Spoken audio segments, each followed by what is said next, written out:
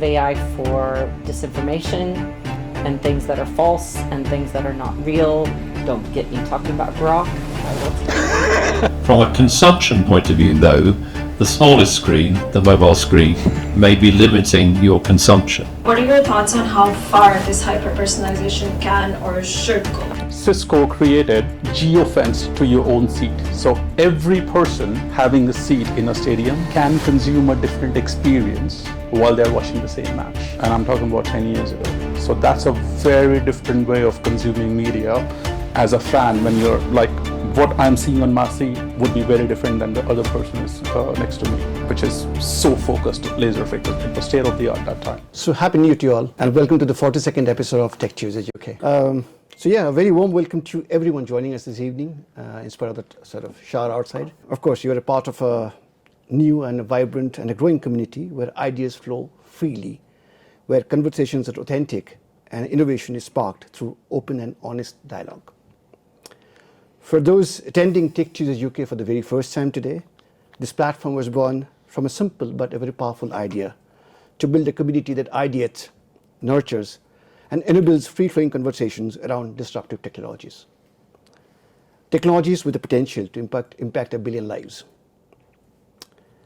Tech Tuesday is a monthly gathering held on the first Tuesday of every month, except for the month of January and April for obvious reasons. On other Tuesdays, we host Tech Tuesday UK Extra and Tech Tuesday UK Mixer, which we will launch in partnership with GSMA. Today, over the next 90 minutes, we will dive into meaningful conversations around technology without any script, without any preset question, and without any limitations. What makes this space truly unique is the spontaneous and organic exchange of ideas.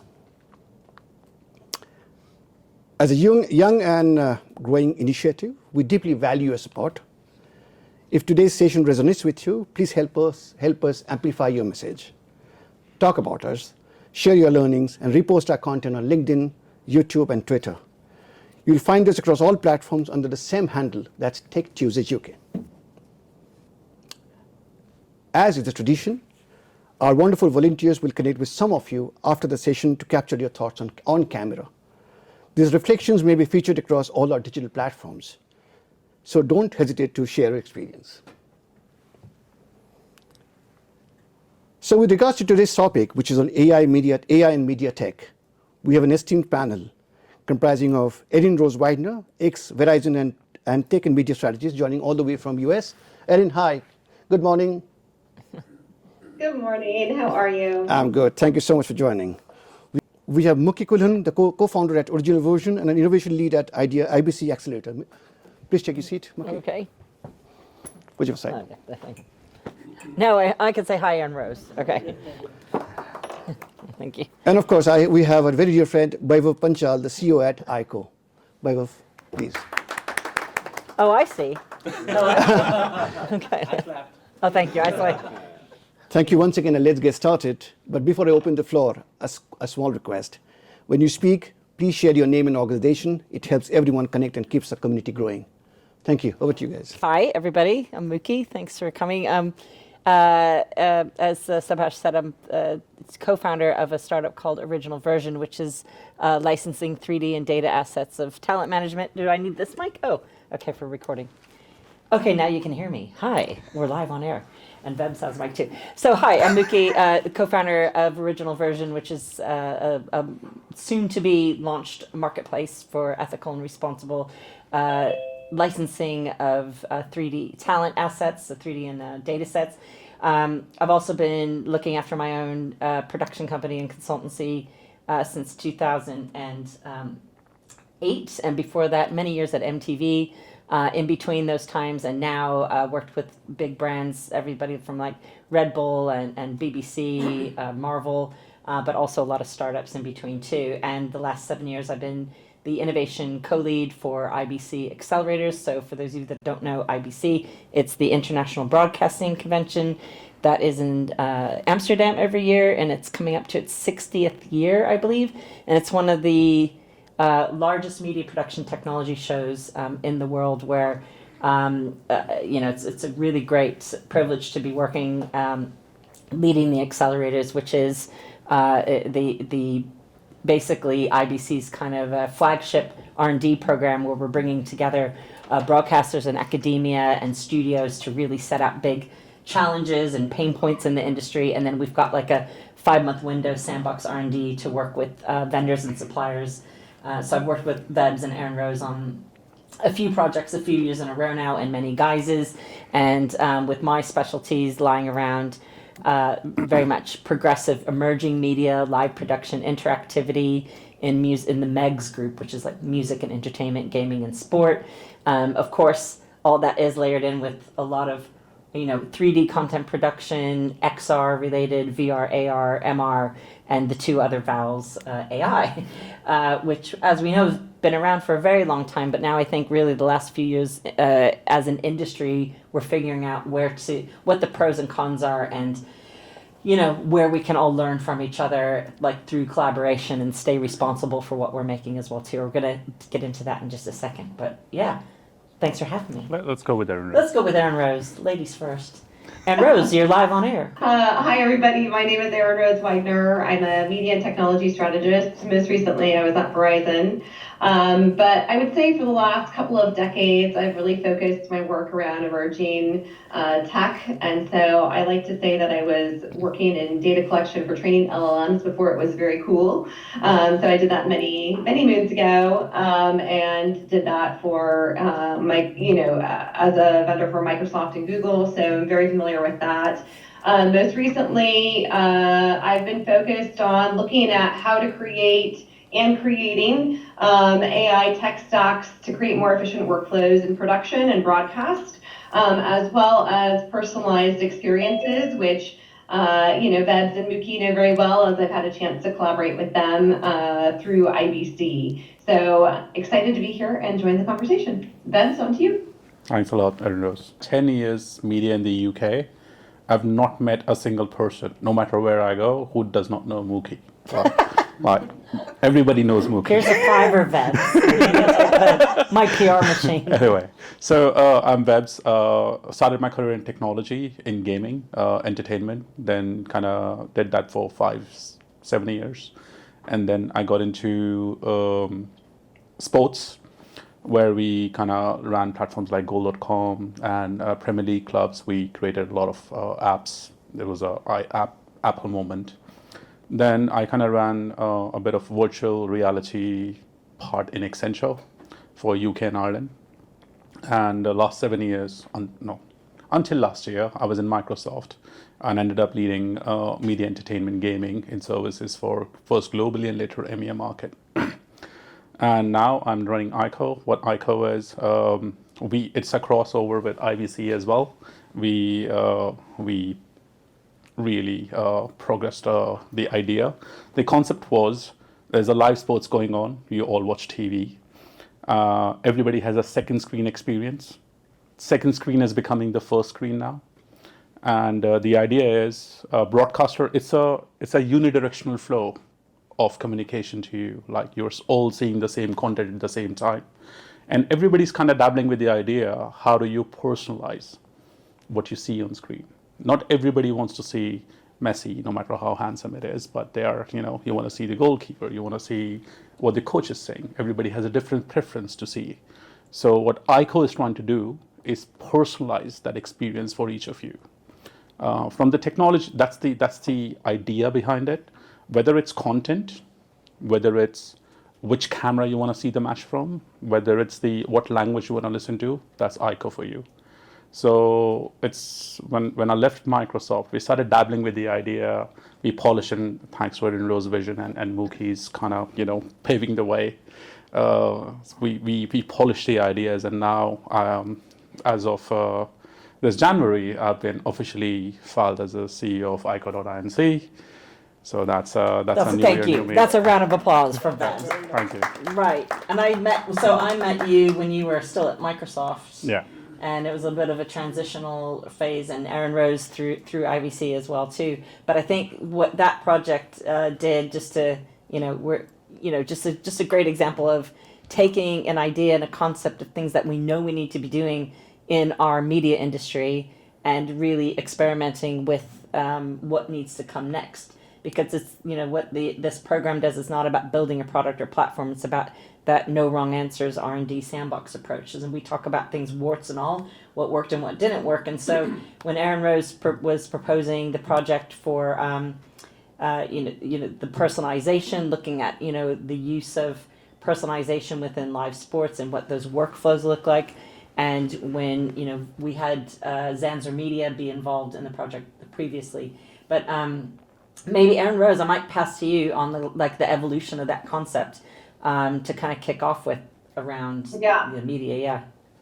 I mean, I think that there, I was very fortunate very early on with GBT technology to start having conversations before ChatGPT got out there into the mainstream. And I was talking with technologists a few years ago around it, and I became really fascinated with this idea of autonomous characters, which is basically allowing you to have a friend or a companion that would be able to personalize the world. Think like a Spike Jonze, if anybody saw the movie Her, which now is just standard when you use ChatGPT. But I was looking at tech that was up and coming and realized very early on how close we were to that. And I, was fortunate enough to be able to participate in the IBC Accelerator program and to be part of the Kickstart Day a few years ago. I can't remember if that was 2022. 3. 23. Yeah, Muki just recently shared some notes because we did start conversations in 22 around some of the thoughts that I was having, but then Kickstart was in 23. And I really thought, well, how do you take that and then also personalize that media experience, whether or not that's highlights?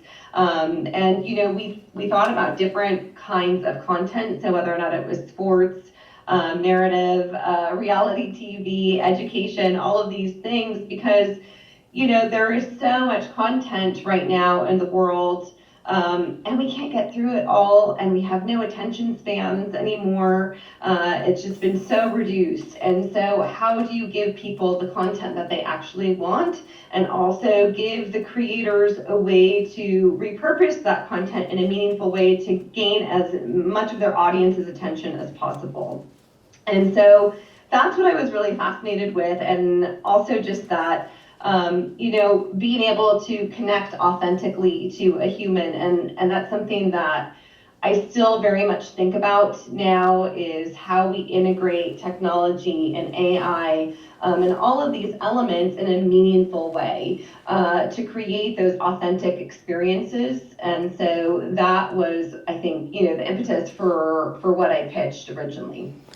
It was a big step up, though. So what happened in 2025 within the last 12 months, the first couple months of 2025 leading up to September. So all the projects are showcased at IBC in September. So the only you could propose it now, and if the project goes through, it kind of really doesn't start till March or April by the time the teams are formed. But what happened? The growth that I saw, this trajectory of what you guys were looking to achieve, was that use of using AI for hyper-personalization within your... The doorbell keeps going. Is there pizza coming or something? What's going on? And you're what's as long as there's a vegan option, I'm happy, guys. I'm happy. And no raw onions. I just don't do raw onions, okay, whatever. And I have an avocado allergy, but on top of that. But what I really loved about working with these guys around this is the ambition for that opportunity to scale for no matter what that sport was, and looking in stadium, but really keeping the audience at heart and keeping that audience's behavior at heart. But also, we're going to deep dive a little bit into this a little bit later on, but really thinking about that, the responsible approach to production. So we're thinking about, what the football players were doing on the pitches. We were working closely with the British Forces Broadcasting Service, BFBS, a few other really great vendors, but it is about utilizing the technology, looking at that kind of end result in the bigger picture of how to engage a fan with that content, what those workflows look like, and how you can enhance with the speed. At IBC, we're doing 5G. We had some Verizon's 5G connected to the tables, but I think the overall outcomes are looking at, the kind of efficiency with AI. So this is kind of like also summarizing what I've seen in 2025, like the AI for efficiency, personalization, ideation, collaboration, and then really choosing what to do for your audiences and thinking about that at the heart of things. And 2026 is, oh, wow. We're going to start to unpack that in a minute. Yeah. But So how are you feeling about all that? I mean, I've had a very wide. I went from very broad in media, which was we categorize media into three parts: media creation, which is the production. We saw what happened with Disney. For those who does not know about the Disney story, I mean, Bob Iger, who was retired, they had to bring him back into Disney because Disney was going through Netflix success ripple effect. Right, so there is a whole convergence of media houses. So the conventional media was breaking. And a key part was high cost. I don't know but there was a very famous writer strike as well on AI impact, right? So there is a first category that I saw, which is content creation. And it's something that was there since 1930s, maybe earlier, is completely broken now. And there we are trying to redefine how the content would be created. The second disruption, which is in distribution. I'll take one example, is everybody talk about what is the cost of distributing media onto your screen. Not in terms of money, but also in terms of carbon footprint. There is this person, his name is Malcolm. He convinced the biggest production houses. He has a small plane where he put a little broadcaster, 5G, basically a box where you can stream media to everybody in the stadium. And the amount of carbon footprint he would save just having a plane going on stadium throughout the match is 50% cheaper than the conventional media. So distribution is getting very, very disrupted. The light aircraft with a private aircraft, 5G network and a backpack. So you create media in a very different way now. Netflix is prime example, and Prime is joining, and others are kind of, converging. Then there is a distribution part over here, and then there is a consumption, which is monetization. Like the standard pay subscription set-top boxes. I mean, I don't know how many more years they're gonna be there. Do people still say set-top boxes? I went to Dubai. Like an Atari It's mandatory to buy Is it? set-top Okay. boxes. Like the cost of just getting internet is higher if you buy internet and set-top together. So it's like that's the deal I got. Fun facts. Yeah. So that's the consumption behavior, but eventually that will go, and hopefully, so the consumption. So if you categorize media into three different parts: production, everything is changing; distribution, now you're getting into new technology, and consumption, how everybody is consuming media. Erin Rose, you have seen the US landscape and Latin. Mm-hmm. Muki, you've been all around UK, Europe, and I've seen a part of Asia because that's where I've been involved, because we started with sports cricket, which is very famous in Commonwealth, and India being the population it is, there was a traction over there. So I want to kind of go back over here, like based on these three different geographies, which kind of cover entire planet. Mm-hmm. I'm sorry, Japan and Australia, we didn't get there yet, but what are the big trends that you have seen? We love all territories for anyone watching this in Asia. Yeah, we do. There's Yeah, all absolutely. Asia. I'm calling my company ICO. You can't go more Japanese than that. and my company's actually Muki International, so I do that well. So Erin Rose, I'd ask you, like, based from the point of view from the US emerging across creation, distribution, consumption, I mean, what are the trends that you saw in 2025 and 2026 January? What is the thing that everybody in this audience would see, would feel that we don't know about, or maybe we know but we don't know? What's happening in America? Yeah, I mean, I think I would imagine it's similar in other parts of the world, but I think there was one thing that happened this year that I thought was a bit surprising, was that there's a lot of conversation around how cinema is dying, and people aren't attending theaters as much as they used to once upon a time. But I do think that there has been a little bit of optimism in that, it's oddly with like younger generations, which even though they're more stuck, on phones than anything, but they are looking for like that communal experience in a way with their screens. And so we're starting to see that younger generation actually does want to go to the movies. And so I think that's actually, very, very cool. The other thing that is really big over here is obviously the sphere. And so we saw that really take flight here, where it's not just about musical groups, which are very cool in that space, but also, like they're redoing the Wizard of Oz, so they have Wizard of Oz in the sphere, and like they have a few other experiences. So I think that's actually really interesting to me to watch that trend of how are those immersive or those media experiences going to start to draw in new audiences and create new streams of revenue.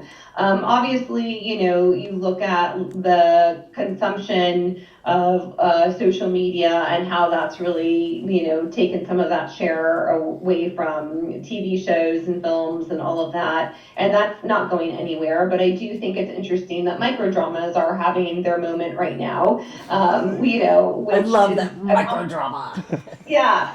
And so, I think it'll be interesting to see if that continues to catch on. I think about the microdrama a lot where, when you're on social media and you're watching influencers, you're almost watching a little microdrama or soap opera anyway, right? Like if you follow good influencers where they're like, this is the thing that's happening in my life, please buy these jeans. But like, with that's just kind of like that storyline, but now they're more purposeful storylines with the microdrama. So there are all sorts of trends here, but I think, the trend is that we have to listen to our audience too, and that the audience is really going to be the focus on how we direct the money and direct the creation. And Bebs, I really like the thing that you said earlier about the second screen becoming the first screen, because I think that is very much the case. And it's something that I've had a couple conversations about with people around storytelling in general on TV shows, and how what I've heard is that some of the storylines are starting to be a little more spelled out because TV, we know that people are on their screens or on their second device, their first device.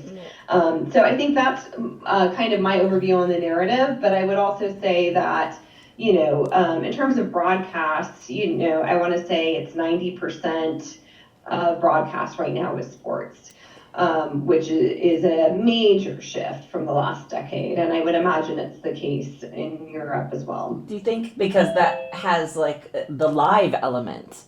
Yes. Like live television, I specialize in when I'm an actual, in my executive producer head, it's coalface, it is live. That is the most exciting part of a live broadcast. Right now it's news, if you're lucky to watch that, like sport and, royal weddings and things like that, like big, something tragic unfortunately happening, like the LA wildfires almost a year ago now, to these types of events. But I want to just like to say, like, just to your point about the sphere, does everyone know what the sphere is? It's in LA, kind of I think it's really, really great of where we're headed now, just to kind of catapult from your thought leadership on the immersive element, Erin Rose, is that like what's so exciting to me is that element of everything's kind of immersive. Everything is like we're thinking in 3D, from 2D to 3D now. We're thinking things that are interactive, and from the outer net right here in London at Tottenham Court Road to the Sphere, to things that are in spatial audio. Because I'm really knee deep in this territory as well. You every single museum you walk into all over the world, and trust me, I'm all over the world, is that if there's not a QR code that gives me an AR experience or a spatial audio experience, I'm almost leaving. I love things to be interactive and immersive, and that's where another hat I wear is the UK ambassador for WIT, which as of last month stood for Women in Immersive Technologies, and we're looking at Gardner reports the last few years and knowing that we need to pivot to represent variation of industries. And so also championing the fact that things are immersive everywhere. And it has been a lot more democratized, so it's morphed into the women in industries of tomorrow to look at various sectors besides media and space and healthcare, AI embodiment, and a variation of things too. But I think, do you think with within immersive and interactive, it is like what will take that to the next level, especially with sports? I mean, So this is where it's exciting with live. It's Yeah, not only live yeah. television broadcast, but So- it's also live with the fans. I'll take a detour from sports because there are two trends that I saw. We are also Microsoft partners for media and entertainment, so we still get to see the cool stuff that people are talking about. There's a huge trend on the live, and especially I did not see that coming, which is on music. Like we are all connected to music, right? No matter what kind of music. K-pop is taking over the world. And because I was in Asia with some sort of connections in the US, a lot of Korean media companies who are going to perform in Sphere, each and everybody wanted to have an augmented immersive reality plus a personalized experience. Because the likes of big K-pop stars are already there. They are on the journey on how do you introduce the new music stars. And the strategy that we have seen on introducing the music stars were, we are going to have, of course, a superstar, existing superstar going to Sphere. But at the same time, we are going to give them, again, QR code. But the QR code would be just a spatial audio and all that. Because they're launching the new artist, they would throw away a lot of backdrop stories in an immersive way. So for example, everybody likes the dance steps or a particular verse of that they want to create a social reel out of. That's the new way of sharing media. So if there's a full song with a particular dance steps that somebody like, people were saying, can you make it in such a way that, hey, if I have 5,000 users, they can create 5,000 reels that they can share when they're at that Sphere. So the entire live experience of the concert got bite-sized content instantaneously Yeah. that got spread out on social media. And that is a trend that blew my mind. And the amount of investment is in 12 digits. That's a big And really, investment. that's reversioning in multi-platform and multimedia, which has been Yeah. for well over 30 years. And trust me on that one. But it's like, what the difference is with that is like the speed. The speed at which you can reversion according to what your audience wants. Yeah. And that's what's exciting about what's Yeah. happening, especially with live. And I'm so happy you mentioned music. And- MTV came off air last month. Yeah. So I And the other one, several tears. yeah, and the other one that is a huge trend I've seen is the impact of media and retail industry. I mean, whether it's Tesco, whether it's Sainsbury's, or whether it's TK Maxx or whether it's Target in the Other US. brands are available. Yeah, I mean, I'm talking about the aggregators. Right. But there's a huge impact from media into retail, and there are new deals that are done between the two industries. For example, AI now can select what brand, what apparel somebody is wearing. I've been working with dozens of media production companies where every time you see a content on your secondary screen, they will tell you that at this particular point, this artist is wearing this lipstick, this jewelry, this particular brand, and it will show you where is that available within 5-mile radius to you. So that is Yeah, the I mean, second off of an biggest one. application. Yeah. Sorry? Yeah. No, off of an application. But I was gonna like throw the Second back- screen experience, yeah. Yeah, throw back to Erin Rose. With knowing young people and young families, especially females, like. If no one's heard of K-pop Demon Hunters, then again, leave now. Because I'm going to go crazy. But I think that's Erin Rose, back to you about that level of interactivity and the use of AI for personalization. Retail is a great example. Music's a great example. Yeah, I mean, the shoppable content, I would say I personally like looked at TV before and then shopped for things, online later, where I've like taken screenshots and I'll do a Google image and I'll find it, and like I can and find it based on the Google image. But what I will say is that I think it is becoming much more of a norm, like in terms of what you're talking about, Babs. Like I recently had a conversation with someone at a startup who said, like they're 99% accurate now. Like, so the accuracy levels are becoming higher, and then they are integrating like those location-based things. And so what I think is interesting about that is the technology, so much of this technology is there. The technology is available if you put these pieces together. But I think what is not totally clear yet is how people will want to use the technology. Will they want to put their phones up and almost like take a picture of what's on screen and then go into Shoppable? Will they want something on their screen that's just constantly telling them where things are shoppable? I'm just using that as an example. But my point is really about the pieces are there. We just don't quite know what the consumer's adoption of the technology is going to be and what they're going to enjoy doing. And so I think that's where we're in this moment where we have to let the consumers start dictating that to us, because there are preferences that, Bevs, you probably prefer it one way, Muki, you might prefer it a different way, and I prefer it, somewhere in between. And so it's really starting to look at that customer behavior. Yeah, but that's also like what the customer might be aware that they've opted into. So nowadays, again, that's like privacy, data, and where the boxes that you may or may not tick off and reading the fine print, like, right? But I do think. And the location-based stuff, I'm really glad you mentioned. Go ahead, Erin Rose, sorry.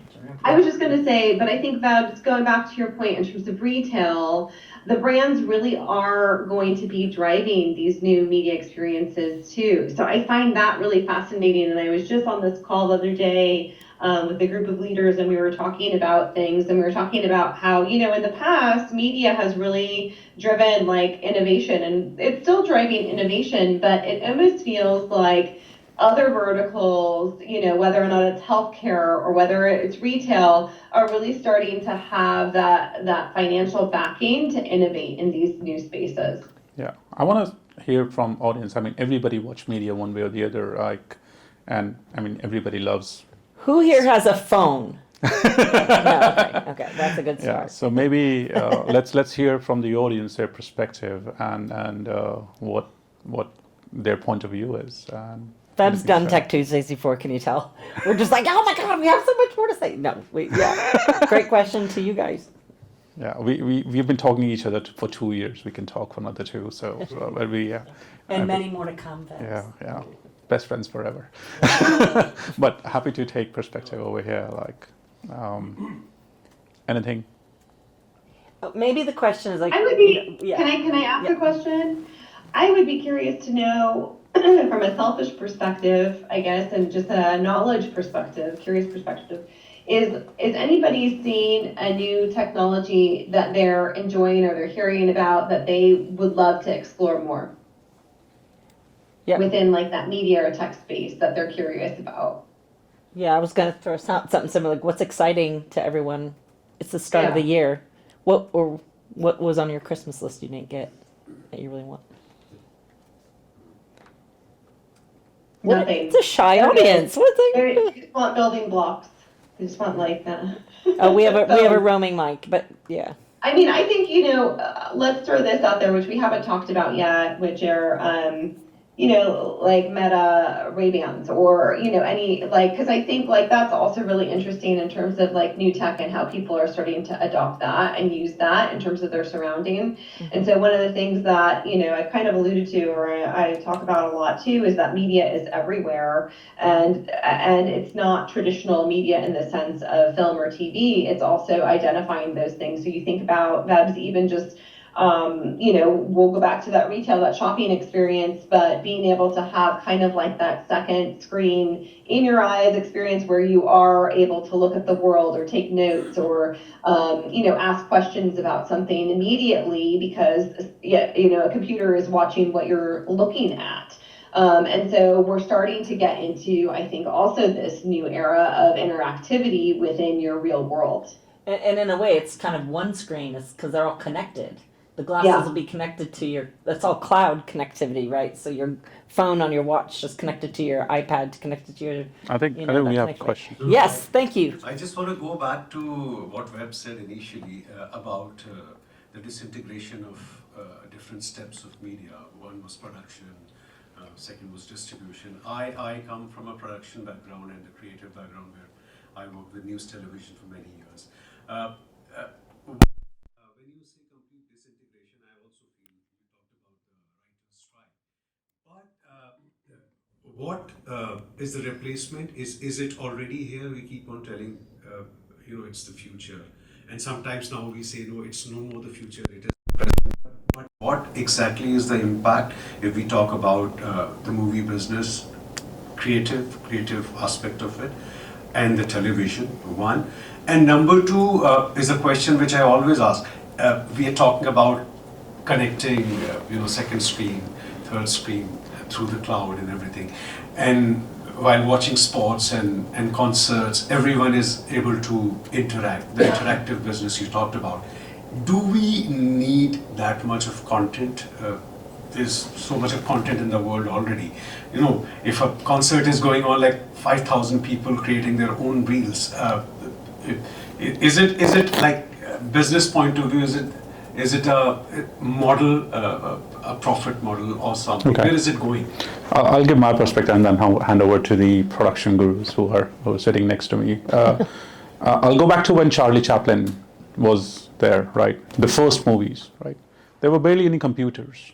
And when computers came, everybody asked, well, is media industry going to die because everything was going to be computers and all that stuff, right? Because the model was changed.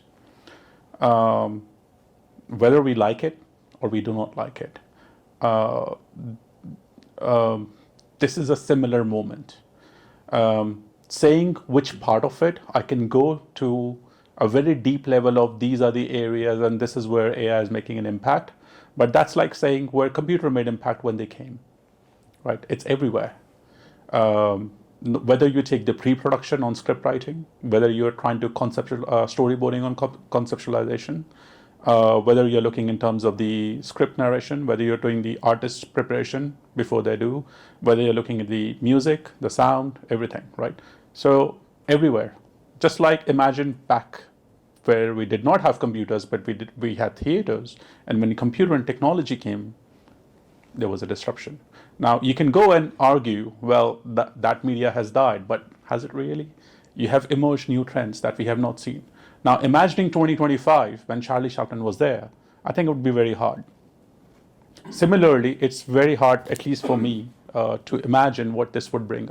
So that's my perspective on part number one. Part number two is, do we really need that content? I think the notion of content has always been a unidirectional, broadcaster to viewer, cameraman to the audience. We are seeing new models emerging, which is peer-to-peer sharing. I want to share you what I like. I don't need to go to the broadcaster. So there is a lot of content. Previously, there was one content that everybody needs to watch, but the content produced right now is not for everybody to watch. It's for the groups that you want to show it to. So it's a very different way of seeing the content. I'm creating content that I want to share with my family. I'm creating content that I want to share with my social media, right? I'm not creating a content that needs to be shown as a movie or studio to the rest of the world. So the notion of content creation is not for mass consumption anyway. So that has changed from my perspective. Happy to take yours. Well, Veb said a lot of good points there. I can hire you to be my DOP soon. I think. How much are you paying? Yeah, well, it depends on the budget. But I think with all of that, I like that. There's so much content out there, but to me, I think there's really not. It's the quality over quantity. So I would rather, That's what I was talking about. But what does that mean anymore nowadays? Like before, broadcasters or anyone working on a production has done multi formats and multimedia reversioning for, again, like well over 30 years. When it was a message board on a screen. So you want to have something exclusive in each of these spots. When something is maybe mass produced and people trying too hard to become mainstream, or the content's trying, it fails, because what you had a great point there around, I guess a creator, not called influencers anymore, right? It's creators, are usually targeting toward a tribe.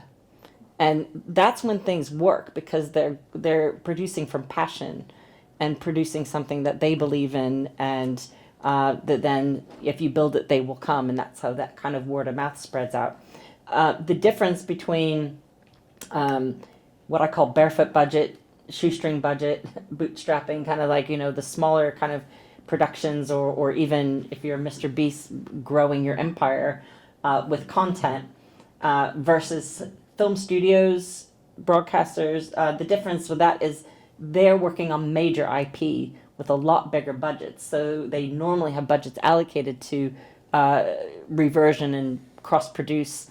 Trust me, because I've EP'd so many of these before, that you have to set that aside, where even when I was working on The Voice, it wasn't called a second screen, we called it one screen, so the things could be unified. But each of those verticals and platforms have to have something unique and specific. So it's kind of the access of the bigger brands and names, brands, studios, what that IP brings, is something exclusive that you probably can't get from, say, on the YouTube channels or creators that might be on multiple platforms.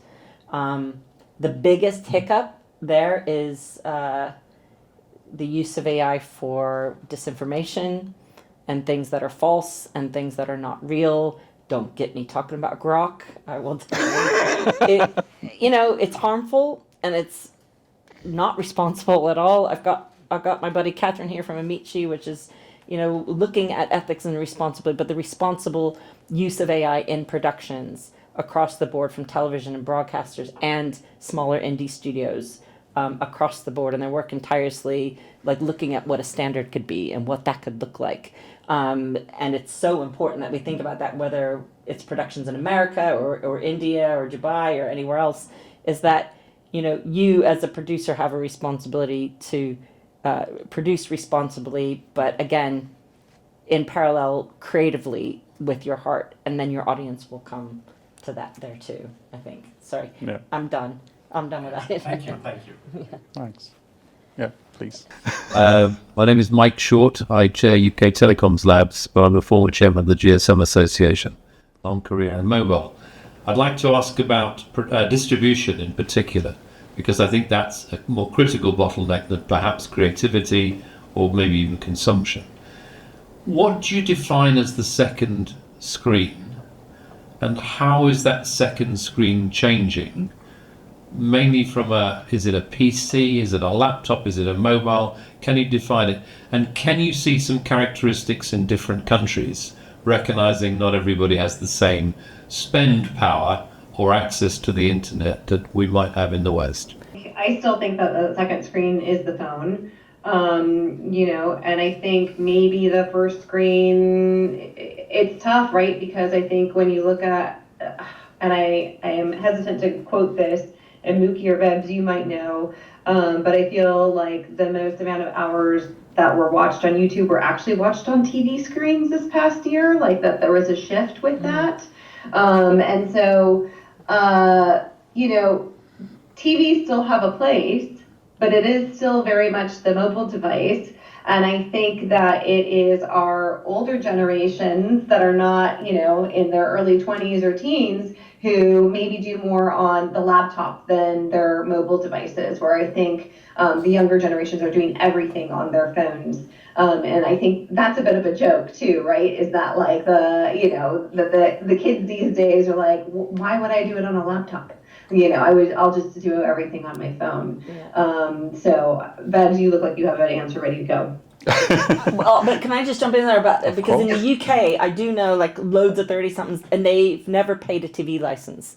So in United Kingdom, for the BBC, by law, you have to pay a license that covers your use of the BBC, whether that's radio, even on your phone, television, everything across the board. And they're like, well, I've never done that. Why would I have to? Like, what? Yeah. You don't watch the BBC? What? And how do you watch television? Oh, we watch everything on our laptop.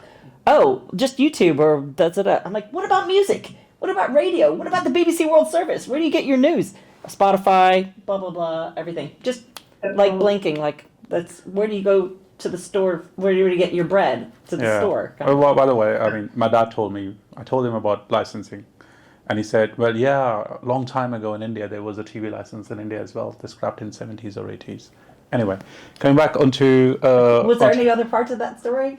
No, I was just saying the license. No. Okay. I was just telling that. Okay. It was just the UK. I think there was once in India as well. So apparently it's in many places. My guess would be Commonwealth countries, but I might be wrong. So asking on the second screen no. experience is... I think anything that a group of people are watching together, whether it's on a laptop or a smart TV, it's like a community watching together. I would call that as a primary screen. And while you're all watching the same experience, something you're watching as by yourself, right, is secondary in my case. Regardless of the device. Regardless of the Right. device. So it used to be broadcasters to everyone, and then you're seeing the different kind of information on yours. I'm in sports, and I've seen at least the behavior we have measured over here is there are 3 screen experiences. They're seeing the match over there, which is on the big screen, and then they are.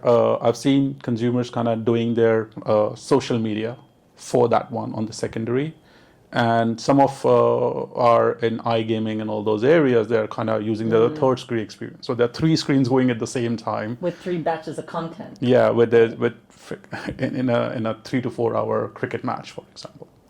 So that's one. So primary screen for me right now is something that you're watching together, irrespective of what screen it is on, and then secondary is something that it's for you, that and everybody has their own individual experience. I was lucky enough to see some trends in Nigeria, which is in Africa, in the networking, the distribution side. And if I compare that, and that was an experience we were trying to do, how do you kind of provide these 3 big experience in a low bandwidth? People are still on 3G, believe it or not, and they're trying to consume content in that area, because we were doing deals with big telcos over there. How do you stream? In what formats? There is an entity I cannot name, but we were trying to stream. We were trying to find to stream media into submarines, right? Which is pretty awesome. Tell us who it was. Right. So the idea is they're stationed for 6 months in submarine.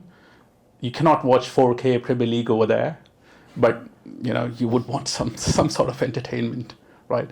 And somebody told me back in old days there used to be a guy on the phone having a direct line to submarine telling the live score on Premier League. Like, that was the form of entertainment. So different consumption pattern. Versus I was working with Verizon Business while we were doing our IBC. So that's Africa, then location and place I cannot name. And then the US, we were trying to do a fan-based experience in stadium, right? With all the firepower that you can get. We had NVIDIA arrays and all that stuff. So on one side of the planet, you have this 3G and you're trying to figure out how do you kind of provide media consumption into this rural village. On other part, you have semi-offline experiences, as we call it. And on third area, you have state-of-the-art stadium over there, and you're trying to figure out over here. The format of media changed dramatically. We had one match feed coming from 30 different cameras. You had to convert into the format based on what the distribution mechanism for.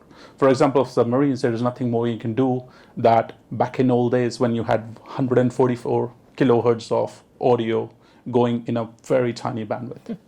Right, that's what we were looking at.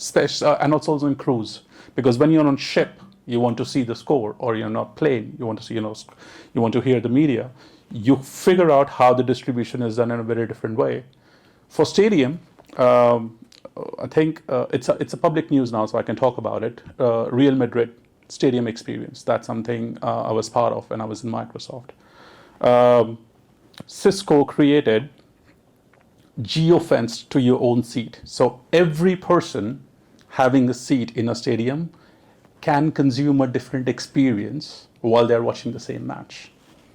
And I'm talking about 10 years ago. So that's a very different way of consuming media as a fan, when you're like, what I'm seeing on my seat would be very different than the other person is next to me, which is so focused, laser focused. It was state of the art that time. Can I just give a couple of quick reactions? The mobile camera phone was 25 years old last year. We wouldn't have had most of social media as we know it without the mobile camera phone. The second point I wanted to make is that I think when we compare the screens, the mobile phone is the most interactive of all the screens. So I think if we're thinking about making everybody a content creator, mobile has the best ability to do a volume content creation activity, not necessarily quality everywhere, but a volume content creation activity. From a consumption point of view, though, the smallest screen, the mobile screen, may be limiting your consumption. So I think it's quite important to think about whether it's first screen, second screen, third screen, or fourth screen, how will the different things of production, distribution and consumption change over time? And I think in some countries where the tariffing, for example, has low data rates, India is the streaming capital of the world on mobile. And that's not the case in every country yet, but that's a tariffing in relation to mobile issue. Yeah, I love the fact you brought up the camera on a mobile phone. Was that? Can we play a quiz? Was it a Nokia or Motorola, or do you know what it is? The very first one was Japanese, and it was in 2000, the year 2000.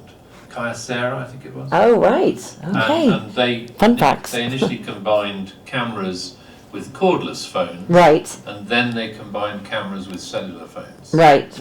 And then companies like Nokia, Sony, and others picked up on that. Right. But the history is there. It's public domain. It is. No, it's I love it because I was remember reversioning content for a tiny Nokia screen that was like 1 inch big.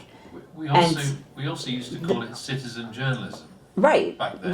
Right. And I'm glad that to your point there, where do we look? I kind of really preach about this, like look to the devices. Was anyone here at CES? That just happened. Oh, sir. Hello. And you were great. Online. Sure. I mean, the thing is, like, I say this all the time. So I can make the best content in the world. We can have the best connectivity in the world. We can have the best first, second, third screen, whatever. But if your device is crap, or it doesn't have the right capabilities to handle it, like if you're in a submarine. By the way, there's a Starlink. They gave probably like a sublink somewhere too, or bring it above the water. No, I know. But look to the devices. Look to see whatever phone you have. Like I thought I had the top of the line 15X Pro when it came out, and now there's 17, 18 with I got it specifically for to be compatible with an Apple Vision Pro. Because that's what I was about to be part of, like a big production that was having that enabled. But I think just look to the devices, look to the capabilities of what that device can do that will hold your super high Ultra HD 8K, 9K, 10K soon to be, for that kind of thing. But yeah. But that's a really good perspective. I mean, thank you. Love the comments. Yeah. So I'm not. Yeah, go ahead. Yeah. I was going to say, Babs, I think the thing that you were talking about with like the geofencing is interesting in terms of being 10 years ago. And I would say one trend that I heard in 2025 was being take on again, which happened during COVID, which didn't get that adoption, was the multi-view. And so the multi-view experience, like 5 years ago, like people tried it, especially during COVID, like with these watch parties, but then also just having like these alternate feeds based on your camera preferences. But there has actually been quite a high adoption of that again this year on YouTube, where people are really into that multi-view stream. So I think it's also really interesting to see how these trends that, to your point, or this technology that's been around for a while is now able to be used in a way that is meaningful too, and that people are starting to adopt it, or for whatever reason are, they're adopting it and they want to use it. And we've not dropped the ball in the AI part of this talk, by the way, either, because No. it is the AI elements are, like Bev was saying, in pre-production, from ideation, storyboarding through to efficiencies and workflows and age. The agentic age. We're entering this agentic age where we will have make our productions more efficient. Also AI embodiment in robotics. I really wanted to work on a project that was around a crewless crew, meaning like no humans on set. Oh, wow. All Wow. robotics.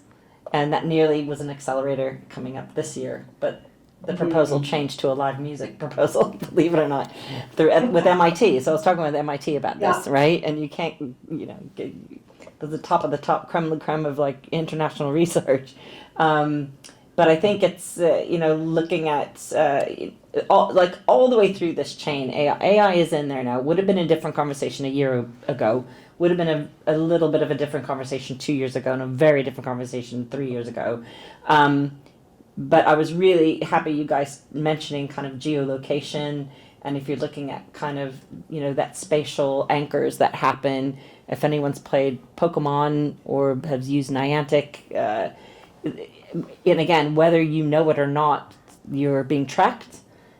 Things are being personalized for you. Really? I'm going to basically follow you, Vebs, everywhere I go to find out about this submarine situation. But it is like around that, the use of AI in certain tools or hardware kit equipment inside a stadium. I know your reference to the question around second, third, fourth screens was a live experience. And I'm really happy, Erin Rose, you mentioned like that first screen, and that passive viewing day to day probably is a mobile or an iPad or a laptop, because we're on the go now. And the multi-viewer thing we did, I could probably list 5 or 6 or 7 companies that were part of accelerators in 2020 and 2021, because it was about audience engagement and multi-views within one flat screen, and what that looks like for you, very personalized to check your camera angles. Again, it's making a big comeback. I agree with you 1,000,000%. And what that looks like, what that looks like for production. Not everyone has a budget to do 19 cameras or 35 cameras or make things super personalized. So, I mean, please. I just had a question about like the whole personalization in a sense. So, what are your thoughts on how far this hyper-personalization can or should go? Because is there like a limit beyond which the ethics of it become dubious? Because there's obviously a certain element of, say, algorithmic targeting, and from a consumer's perspective, could it not lead to a certain level of fatigue, or maybe akin to being in an echo chamber where all you're seeing is your own opinions, preferences, perspectives? have you been to America? No, just kidding. Thanks, I mean, sorry. I am American by trade. It's a very hard one. And unfortunately, we don't have an answer to your question. That's the honest truth. But I'm in a personalization business. It's what we are trying to drive. And sometimes when you're in your team and they're saying, there are always the questions about what can you track, what you cannot track, right? It says you cannot have a button that says I agree to your terms and conditions, and you don't get any options. So we are constantly debating that we need to expose as many options as you can. I think I forgot the real numbers, but somebody tried to turn off personalization in Google. I think you had to go very deep and kind of go One guy. One guy, One guy because did that. I think to turn off all the personalization, they had to go to many different places. I think turn off 380 to 400 and something consent buttons, and only then you will not be tracked. And somebody kind of figured out, it was a huge blog about it. So that's the first part. The ease of giving personalized option, I don't think I've seen that being solved yet. Now, the idea is, how do you break the bubble, right? Because what we do is different people narrowing down what you see, narrow it down, then show you, and then you all live in a bubble. I think I actually am taking it from Obama's speech, right? He says, what media does it creates a bubble around you, and that becomes your universe, and that becomes your truth, and that becomes your reaction to society, right?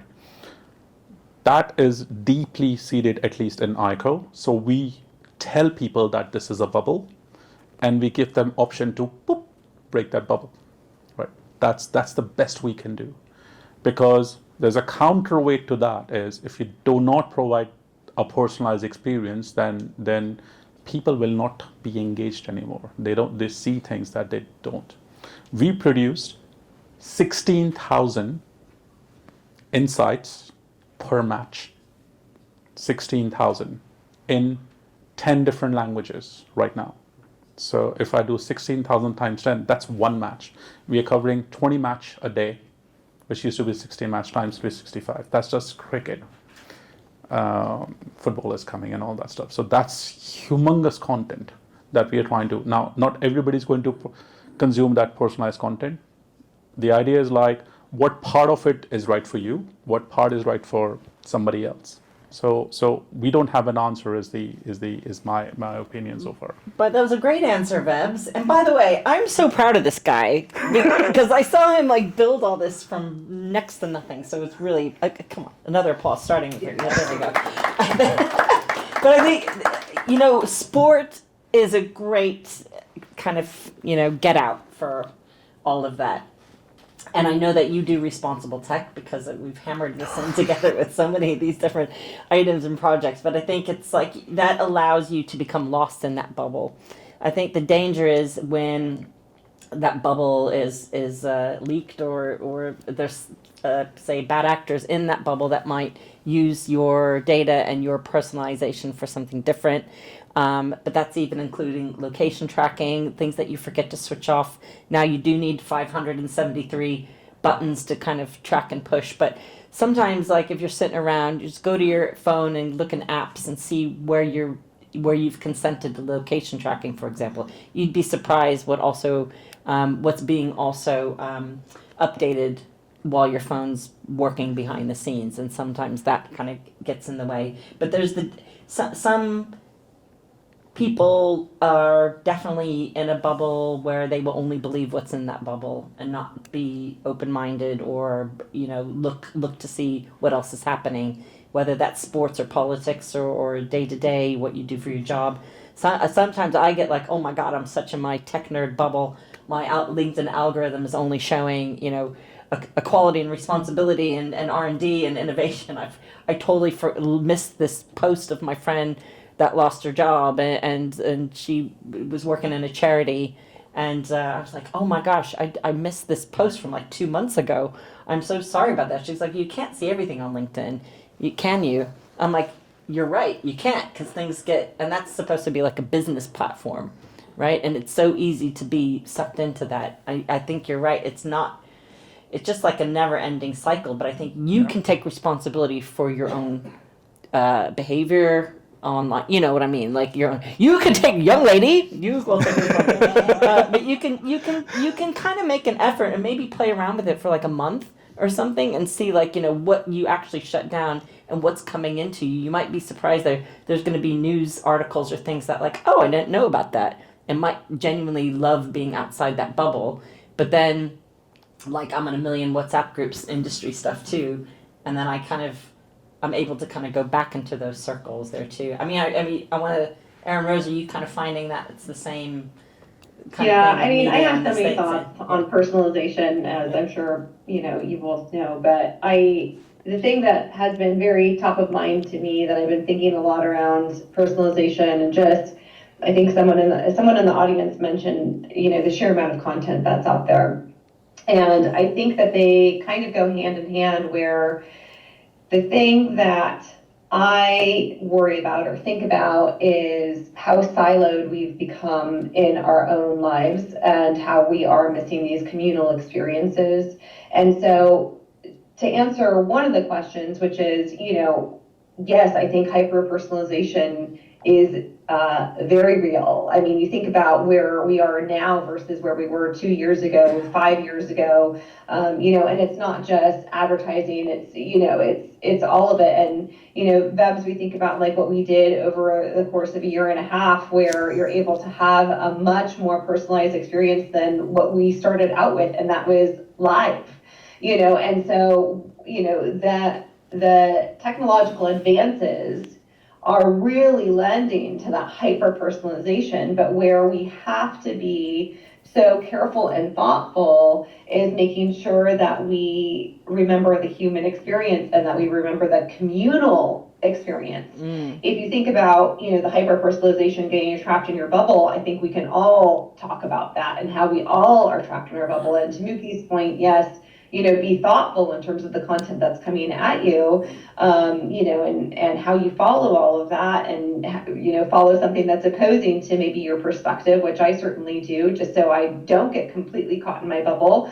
But, as that technology advances, it's like, where is, to Bev's point about, all the different things that you have to check off so that it's not completely personalizing every turn to you, where is that integration in terms of allowing you that freedom of the content that's coming to you? So it is absolutely, I'm sure, top of mind to a lot of people. Just one more thing for one way of getting out of the bubbles is doing things like this, real world events, and there are another huge uprise surge in companies doing experiential, location based. We want you to get out, like put your phone's going to go in a locker. We're going to experience this together. I mean, silent secret cinema and silent disco were doing it a million years ago in punch drunk theaters, and so like I made a goal. It's like I need to do more theater this year, and I'm in another nerdy theater group and musicals. Guess what? I like musicals, okay? I also like death metal, but that's not a bad thing, right? So, but more real world situations. And I'm also invested in a hot desk that's in a, it's not far from my house, and it's full of product engineers that have invented a vending machine that you could talk to, and it rotates the goods according to your dietary needs. And a guy that invented a home roasting coffee machine, and somebody that built, they come from St. Martin's School of Design, that built hospital screens that have live interactive screens on them, and a milliner. And I just like, I need to be around people that are not in my bubble, like real people, in real world, real people and real humans. I'm sorry, sir. I'm Nitin Dahad, Editor-in-Chief of EE Times in the US. I was at CES last week, and I wanted to touch on 3 points. You talked about content creation, you talked about hyper-personalization, and the other thing I think, which we forget in this world of AI and media, is trusted voices. First of all, on content creation, if you look around anywhere in Las Vegas last week, everybody was creating content, and all my analyst friends, all going around with their DJI Osmos or whatever it was. I'm going around with my iPhone creating video content. I think there's over generation of content, and that's why you need trusted voices. I've actually tried using generative AI, ChatGPT, to figure out whether ChatGPT can write in my voice based on a video interview, and it is awful. So I've not used it, and I can proudly say I don't use AI in my writing or my reporting. So I think where people are creating content and then just using AI tools, there's some things are lost. I've tried with Adobe Premiere Pro 2024 to edit my videos using the AI tools, and it does lose a lot of what you want. So context is actually quite important, and that's why I think having people like, and I'm not boasting, but people like me to have tone of voice, to have a trusted voice and have a tone of voice which actually is trusted is actually quite important. And authentic. Because it's you. And I have a huge following, so I think that's a sort of testament to that. I follow you all the time. And I think Mike has seen it as well. So, but the other thing, I think you talked about hyper-personalization. I don't know if I'm the only one, but people in media, people in marketing have become cynical about, like, hi Nitin or hi Vaibhav, we have something for you or whatever. And I quite often say this is just mass mail. I delete everything. I don't read anything because I know that that's mass mail. When somebody's trying to do that, I get a lot of press releases, thousands of press releases. It says hi Nitin, and I see that there's you see some BCC or whatever. My point is, it doesn't have impact anymore, and I think where I think there's impact is, as you said, the personal things where you actually go and talk to people in person. Mm-hmm. And I think that digital age is losing a bit of its edge. I'll just give you an example. In 1998, I spent $2 million on an advertising campaign, and in the US, in a weekly magazine in the US, the one actually I'm editor-in-chief of now. But my point is, our product was basically something you could personalize. It was a microprocessor which you could personalize, competing with ARM. Now, I ran a campaign in a print magazine which had about 200,000 circulation, controlled circulation, so people's names on the labels. What I did, which was quite clever at the time for that niche, was actually print that person's name on that ad for each copy. It cost me a lot, but my point is that hyper-personalization it made an impact. People remember to this day in the semiconductor industry that I did that. So I don't see things today on that personalization with AI, with digital, that actually allows that. So I'm just making some points about, where are we going, and how can we get back to something which actually feels personal. So we are partnered with Cambridge University. We now got somebody from Stanford University who's looking at the design, and we are in progress of getting from a lot of universities from India, because we want to have research on customer experience, on what works and what doesn't, right? You're right, and when it comes to an email and says hi Nitin, I delete that as well. So they say my name wrong, but that's another story. Yeah. So I'm happy with 10. I'm a startup.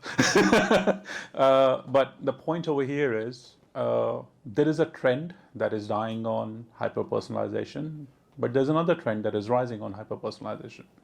So I think the definition or the application of hyper-personalization is changing, but hyper-personalization as a concept is not dying, because before in print media it worked. Email, it worked until a point. On ICO, the definition of hyper-personalization is very different. We don't use hyper-personalization based on who you are, but our view of hyper-personalization is what do we need to produce so it's interesting for you.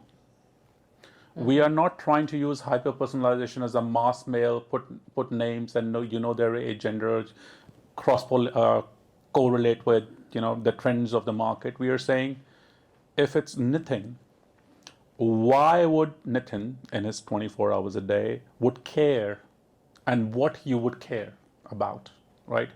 So 90% of our time in research goes into what is more important to you. Right, that changes a lot in the definition of hyper-personalization. If you like cricket, and I've just put a name and this is a cricket, it's going to the bin with a big anger face, and probably you'll block me. But if I tell you, hey, if I know that Nitin has been watching Virat Kohli as a batsman, and you like to see the bowlers or wicket keepers' camera just to see when the ball dropped and the wicket was taken, and what information you are personally more interested in, and if we can just give you that bite size, so we're not wasting a minute, you will open that email. But that's exactly it, which is what kind of sets ICO apart. And trust me, I see kind of everything across the board almost. The best personalization is when you're personalizing it, like you are in control of that. and you are able to say, I only want to see left-handed batsmen that do this and this and this and this, and then it's for you. Even if it's 3 items, I'm so much more happier than that with, somebody else choosing that. That's not personalization. If you're in charge of, a great example is making a playlist for yourself. Like that's your choice of your music, rather than some Spotify rap thing of, my musicals and death metal. And this goes back to the point that you were making. Why are we taking so much data? And I'll be honest, with all the consent, we are the B2B platform right now. And everybody asked me like, what data should I track? I said, track if you can hear their breathing. And here is the reason why. And this is you can take it as a dark side, but here is the reason why. If we send you an email, you will delete it, we know. The example that we kind of go about is, and this is a real test that we have done, we say, okay, stand over here, look to your left, and within half a second, look over here. When your eyes are scanning from here to here, is there something that caught your eye, right? I would like to send you only that thing that caught your eye versus what Nitin saw, right? That's the level of personalization, because if you give you a mass content, nobody's going to consume it. So there is a reason why we are tracking with all the consents, and we are ISO and AI compliant proactively. But the idea is in 1/100th of the second, what is it that you're interested? How do we capture that and give it to you? But a lot of that is happening now also through HMD, so head-mounted displays and headsets that use biometrics, and they will do eye tracking according to things that you are liking in the personalization. So it again, look to the devices. Look to the devices as a North Star for next way that things are produced and things are personalized. Please. Hi, I'm Ravi Nanda. I work with HSBC Private Bank, and so it's wealth and private bank. And what we do is we really look after how clients are investing and what are they using to invest. And AI and media are one of the top things that they actually go to. And the bubble that you were talking about is exactly so right, that they would want to invest in the bubble they've been watching, the reels they've been watching, the media they've been consuming as well. Mm-hmm. So it's a double-edged sword. What happens is sometimes they do make the right decisions, but then they watch a reel and they want to invest in a particular fund because this creator says it's fabulous for them. And then when you go back and you do some research, it's BS, right? And that's when you think, what is the authenticity of so much content out there, and is anyone doing anything about it to make sure that, because there's so much data out there, everyone consumes everything. How do we put that filters around what's right and what's not? I was going to say, I think here is the question I would say back to you, because I was just having this conversation with someone recently, is do people want to know what is real? And do people really want facts? And do they care about facts? And I think that is maybe the scarier question in a way. Because I think people like to be entertained. So I think there is that technology, and I know some news organizations that are really looking at, and I know you're talking about content creators right now, but it's the same technology that would be applicable in whatever sense, whether or not it's creator or mainstream or whatever it is. And I don't know. I think like there are some people who do really want to know what the actual truth is and like whatever, but they could also say, well, I know that stock was, is not doing well, or like, look at that history, but this guy still says that it's going to be fine. And I really trust his gut on it, and like there's something else happening that you can't see, so I think that's also where we're at. Yeah, and you can also layer into that, so things called provenance, content stamping. There's organizations called C2PA. I'm sure you've heard of these before, and that's making gigantic, huge headway to verify. BBC had to make a whole BBC Verify, as are hundreds of other media organizations around the world. So if you do like, is that real or not? I wasn't sure. I did see. It was in like Newsnight or CNN interviewed Musk, and they're like, why do we need X? And he's like, and like he was gurning and doing that, like, that is such a fake video, but it turns out it was a real video, right? Like, it's so weird. Like, I don't know what's really, but I'm curious. And I think about that kind of stuff. So it's like, Erin Rose has hit the nail on the head. There are people that are in their bubbles. They're never getting out of it. They believe what they see. They're never going to believe anything else outside that bubble. Trust me, I'm related to some of these people in the Midwest. They think I'm a traitor for leaving the country, blah, blah, blah, things like that. But at the same time, if you're like, I want to check if that's real or not. I want to check if it's got a certification for authenticity, for responsibility, for provenance. Can that content, and again, that was through a BBC Project Origin, probably 5 or 6, 7, 8 years ago, that did become C2PA. That's led by major media organizations around the world. And the pure goal for that is to prove the provenance of that content. And it became so advanced, and again, through research, through many outlets, and IBC included, whatever, is, Sony developed a camera that stamps the content with C2PA certification provenance on capture. And they demonstrated this like in a studio environment. So if you were curious, you could then trace that and find that stamp of approval. YouTube were doing it jillions of years ago with Content ID, right? So they're making that AI for good. I believe in good things too. But YouTube are the biggest media company in the world right now too, right? And so they're using kind of like, that AI not only to verify the videos, is that a real human in that? Did that actually happen? Is the verification upgrading their Content ID to hopefully, this is what I hope, that they lean into more sophisticated ways to verify the content. So even if someone is inside that bubble and they think it's real, someone can go, actually, no, that is fake news. That is false. But I think that's what we do. We tell them that you don't need to invest here because that's not the right. It's not real, or look to the projections of their talk to them look to about the product roadmaps. But you need to then look at those product roadmaps and where are they taking responsibility, because really it's all down to the production teams. I've been banging on about this for 20 years. It's the responsibility also of those platforms.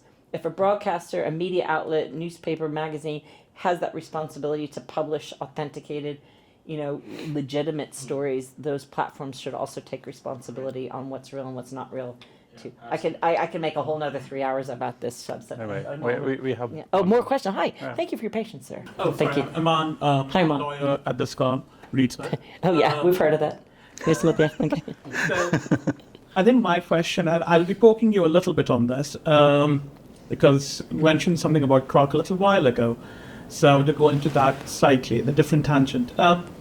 We talked about trusted voices, we talked about circles, small instance.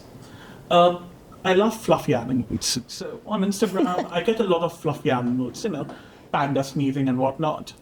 And clearly, for your page or whatever, I started getting more and more of these, and they turned into different types of animals doing things which I later realized were impossible for them to do. So AI had at some point taken over and generating images they thought I would like. What? We talked about responsibility and somebody saying that, actually that's not real. If you dig down enough and you look for the verification, that's really great for people who are in the know. But for a large population of content consumers, that nuance will be lost. And for many platforms who thrive on the volume of content creators, and content creators who just thrive on how much content they can just throw out into the public, it isn't always in their interest to do anything. While having an option, the blue tick on Twitter, I think is still an optionality, right? You have to pay for it. Oh, you have to pay for it. I think, yeah. Something to make more money out of. But it Is that used fake to be news? that you had to prove that you were a human. You had to, but now you just pay for it. Perfect. And even if you're creating an AI media personality, you have to pay for it. I think. So, and the thing is, it's very hard. It's not particularly easy unless you're in the know to kind of identify the risks. So the other aspect of it is that when we are talking about, there are two things which come out for me First is in terms of when you're collecting data to create your hyper-personalized content. That's privacy. You are using a lot of data, and like being part of the ilk who most likely writes those terms and conditions which no one reads and says accept because I want my account on Instagram for my fluffy animals. The notion of what exactly you're accepting in terms of how much of your information you're disseminating, most people do not know. I mean, I would love to do a show of hands and see how many people actually read through that scroll down terms and conditions. And that. This is the lawyer asking the question, ladies and gentlemen. Absolutely. Yeah. The second part of it is, law is typically responsive to idiocy and criminality. So we are behind when it comes to curtailing, looking at regulating content generation in AI. That's a very potent mix for creating trouble in hyper personalization and usage of AI. Do you have concerns around that? And, how do you address that? I think from a sports point, you're going to have probably 3 different answers that will hopefully help. But I wanna ask a question first to the lawyers, right? Before we answer that, because it took me. Do you really like pandas? Is that the question? It took me 1 year, 2 months to get on the right side, to get our certifications on compliances, right? We really wanted to do right from the start. And being a startup, bootstrapped, very early on, no revenue, the world is out there. But we finally, as of December, we got our compliances. So my question is, from the law point of view, right? I've never seen so many lawyers in my life outside a movie, except in the last 18 months of my life, right? I mean, those 16 lawyers sitting around you and somebody's talking about Singapore laws and UK laws and Asia.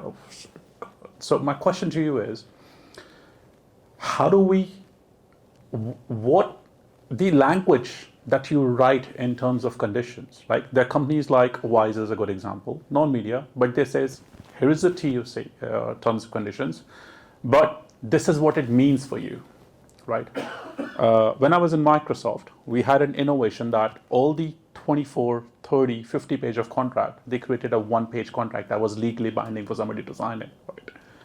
Why are we not seeing innovation from law to help the user, that they force that, hey, this is something that we have tested that works with users, they understand it, they like it, and can you please adopt this framework and give it to users? Because we are forced to use what law firms are giving us, right?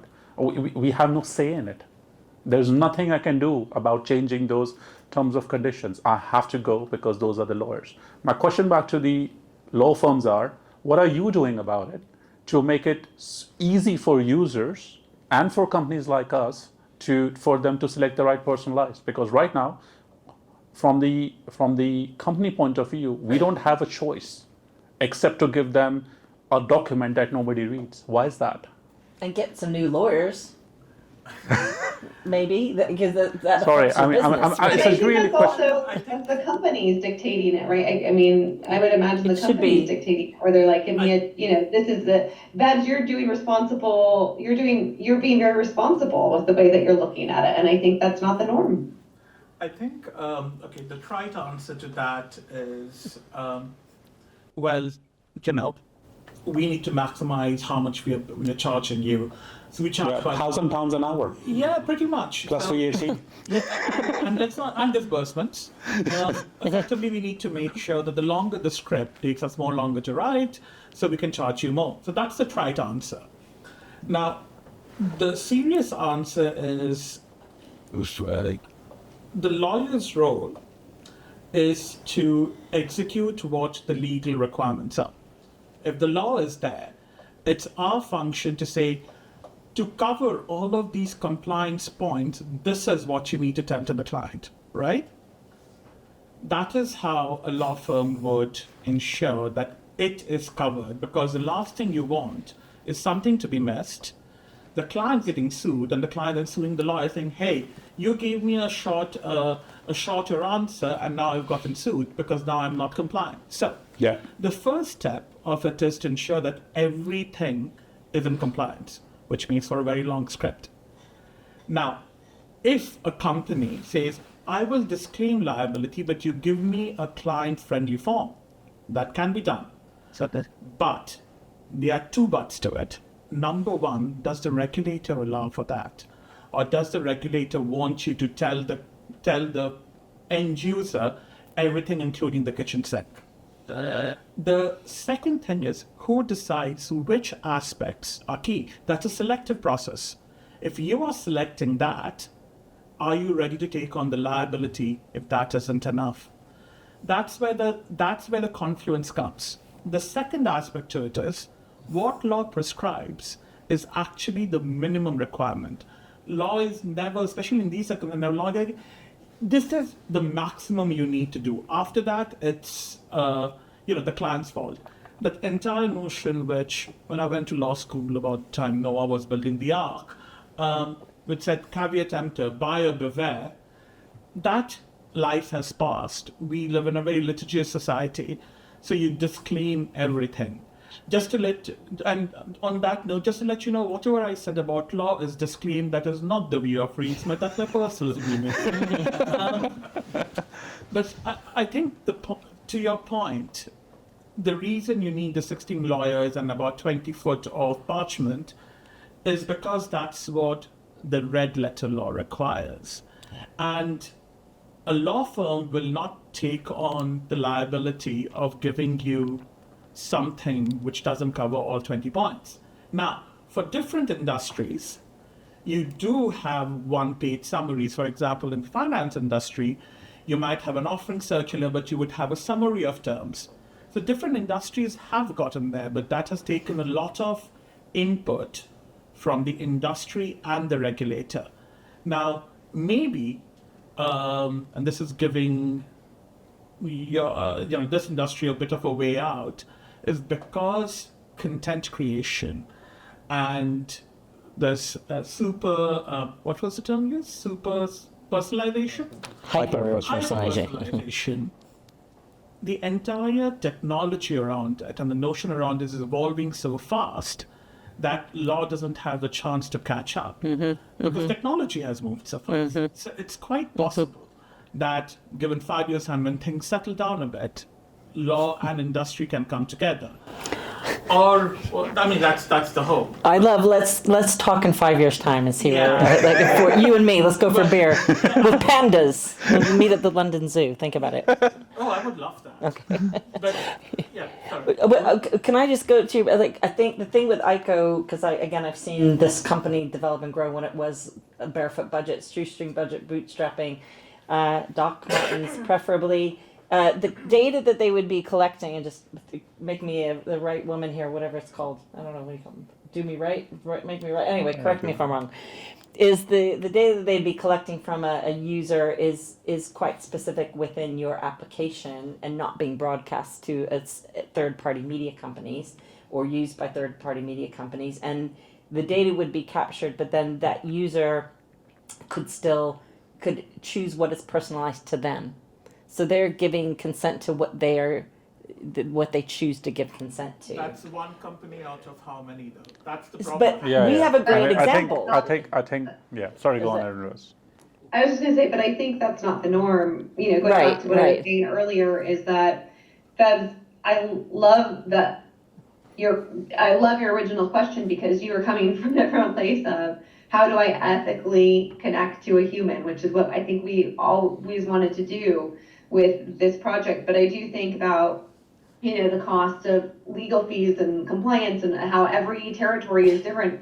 I think a lot about, with GDRP when it first started and EU had like their own specific set of compliance that was very different from the US, and so we're now in that territory too, where I would imagine as like these companies are coming up, depending on what the budget is that they're not going to have a huge budget to go through and say, okay, for this country, I can do this, I can do that. Like I have more flexibility in terms of keeping their data private or whatever it is, but is it more like, okay, and this maybe is a question back, to the legal folks in the crowd, but maybe Vebs, the point is that is there a way to templatize or offer those options more a la carte, like so that they're more specific? But I think it probably does come back to time and money. Do you mean offer to the offer to Offer the to the lawyers? businesses. Yeah, oh, okay, yeah. The lawyers would be able to offer to the businesses to say, hey, here are your options,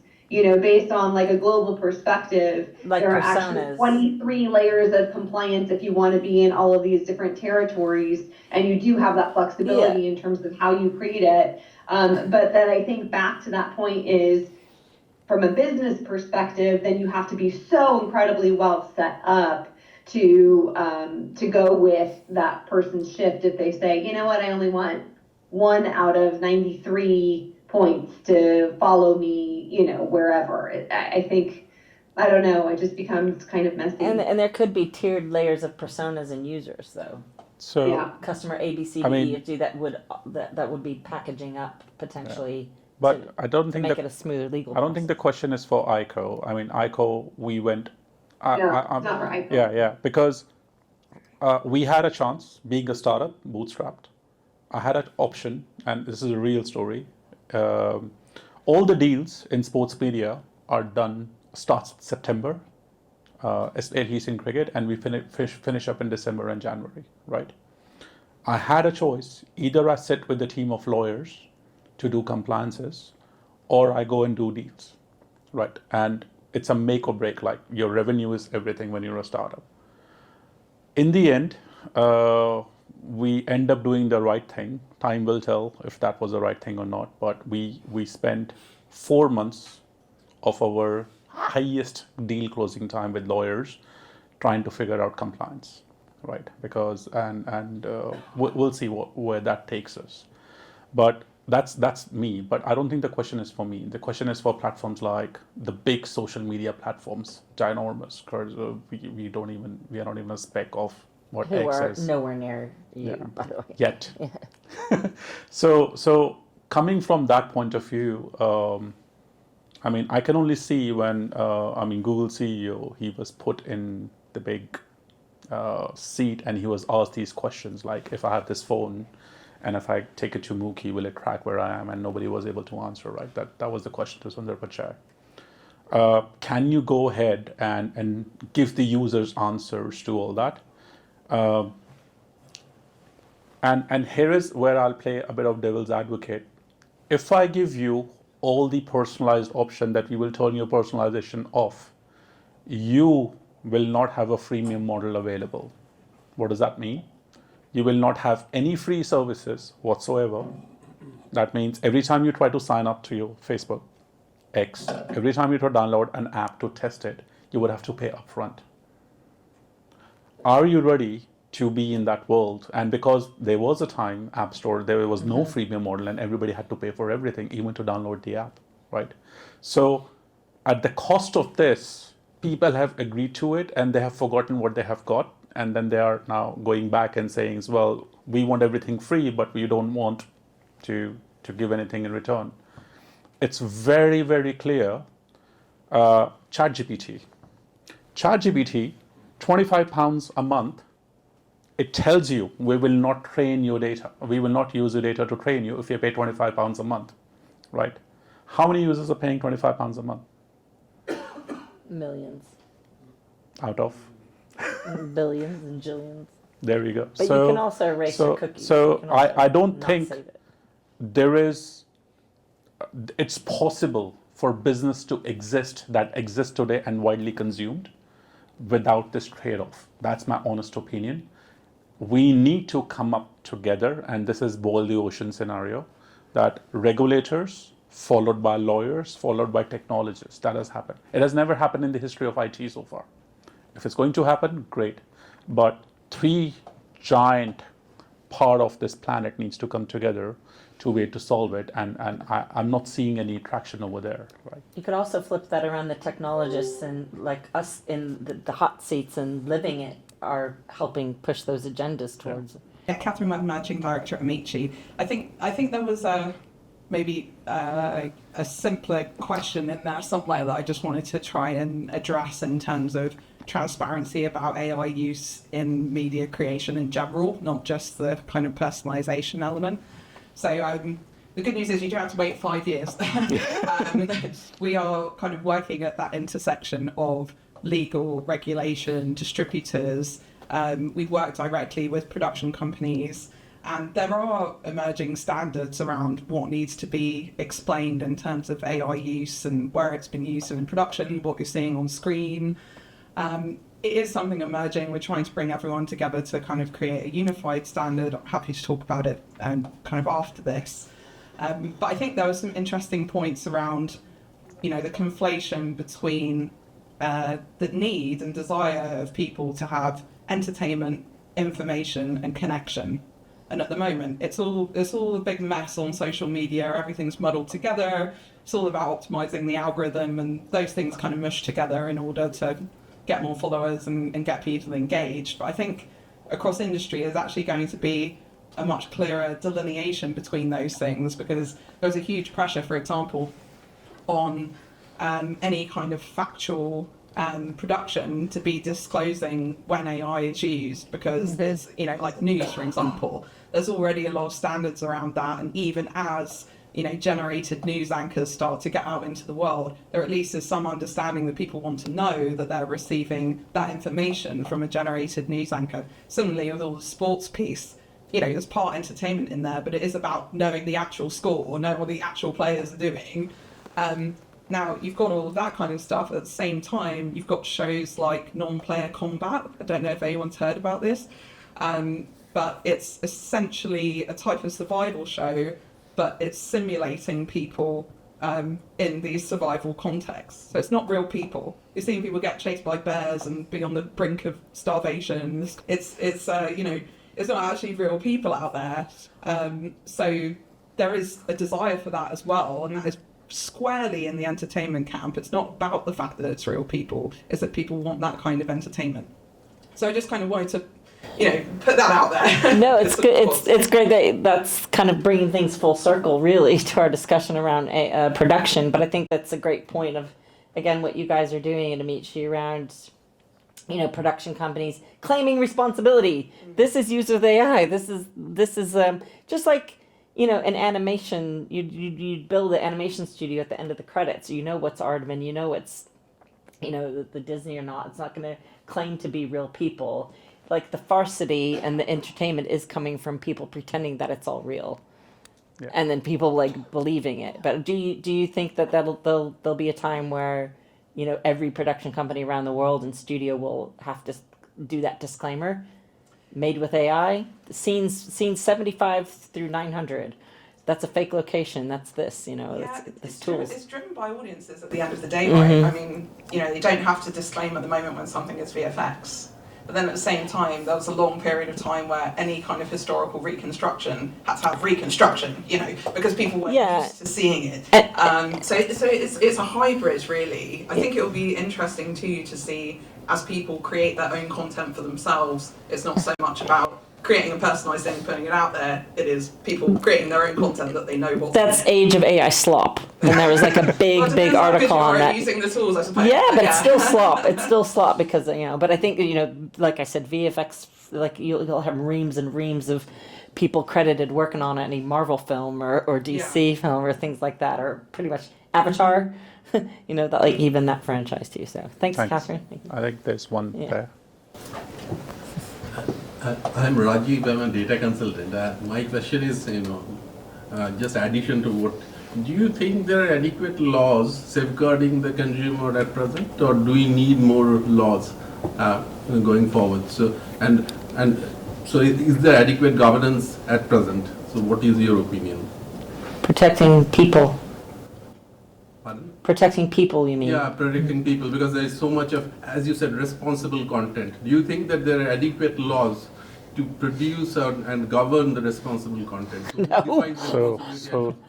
Not yet. I would, because it's media, tech, AI, so I'll just kind of take that. Technology, yes. So there are two parts. Do they exist? And second is, are they enforced? those are very two different paths, right? So let's go with AI media tech. Like technology, yes, they exist.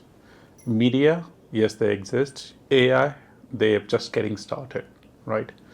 Enforcement is very, no pun intended, personalized to the country where they are.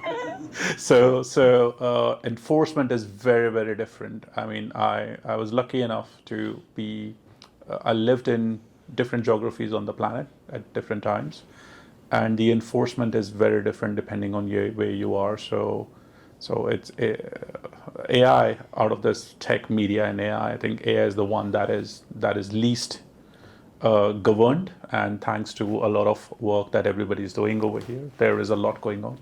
But enforcement over here, I think there is always room for improvement. I mean, in the news this week, we'll go back to the Grok thing. The UK government are like, what did they take? 4 days? That's too long. That 4 days is too long to try to put an end to it or block it or stop it.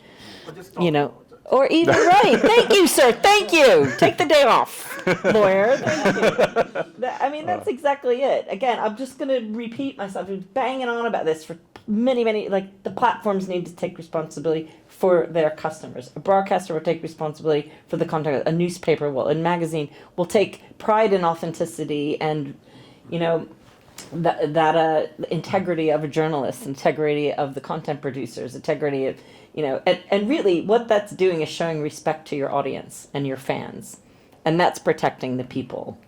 So it's kind of a mix of everything. Yes, amen. Yeah, I'll get with some more about, but it's like, I think that's it. I mean, Erin, what do you think? Because I think it's a really great question. Is there enough to protect people? I would doubt it. What do we need to do, Erin Rose? We need to go for a big bottle of rosé, I think. And then we'll Yeah, I mean, I think it's tough, right? Because I also think, are we as strong as our weakest set of compliances in the world? Like, that's what I think is, whoever that is, wherever that is, and it might be different for each country. Each country might have their own weakness, but like, we're not living in a time where it's just geography based. Everybody can consume everything. I know there are some parts of the world that you can't consume everything all the time, but it is a much more global consumption model than it's ever been before. So then that means that the compliance has to be much more of a global perspective. So Vebs, how awesome would that be if the world came together to actually create, a much more global perspective on it? I don't know. Yeah, we don't know. But I think that there are, the European Commission have been working on this for a very long time. Yeah. All your G8 summits and things that are happening. There are good people in America, like Erin Rose, like there are good people doing good things, even across Eurasia and India, that they are coming together to realize we need a global compliance. We need global rules. But guess what? Once upon a time, there were people that walked, then there were horses, and they attached them to a cart, and then a car was made. And then people decided that we need stop signs and traffic lights. And everywhere you travel around the world, there'll be stop signs, traffic lights, and rules of the road that we should all adhere to as responsible citizens and humans. But guess what? People go through those red lights. Accidents happen. They don't go through a stop sign, things like that. So I believe that there will be some global compliance one day in our lifetime, maybe 3 years, maybe 5 years, maybe this week, next week, I don't know. I'd love, I'm a part of that. Vebs is a part of that. Erin Rose is knee deep in it as well throughout her career. And most of everyone in this room is nodding their heads. Will everyone obey those rules? No. I will say one thing that I am optimistic about in terms of that compliance is I do think that people are starting to realize what an impact social media has had on kids. And I think you're starting to see that across political affiliations and across countries. And so I think that is hopeful, right? Where people are starting to say, well, and obviously that's a loss of revenue for businesses, but I think they're starting to see that as a societal impact along the lines. And so, even though there's that cost of business by not allowing minors to be on social media, I think, that is starting to be very top of mind for everybody, regardless of what your thoughts are on anything. It's a good point. Robbie? Sorry, I have a question. So I'm pro innovation, pro disruption, pro AI. So I've always been, so I take care of 17 markets. I'm a global lead for hedge funds, mutual funds, private equity. What we're trying to do now is run AI and allow clients to select funds based on AI. That's the big thing that we're doing now. But I'd like to understand from tech, media, and AI, what does 2026 look like? What is the big things you're doing in 2026? It's. I think we are in the agentic age. There will be little assistants helping us, for good and bad in the world of broadcasting and media.